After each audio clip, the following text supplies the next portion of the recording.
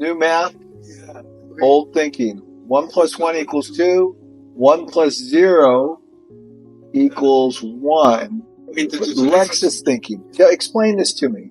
6,000 times 0 equals 0. What does that mean? This is Lexus Thinking. We want zero people making mistakes. Zero defects. If one person makes mistakes and you have a factory of 2,000 or 6,000 workers, that one mistake affects everyone. All the good work is wiped out. Everything's gone. So that's the idea. Really the pursuit of perfection at all levels. We had 4% of the manufacturing team make up our Kaizen team. In 1970, we had 0%. You changed it to 4% of manufacturing makeup Kaizen teams because you knew how important Kaizen was. The way we did it is we started with one person, then added another person and another person. This was very different from the Toyota model. And this was kind of like your secret. This is how you made all the improvements. Finally, we were busted by the headquarters. I was busted. Yeah, busted.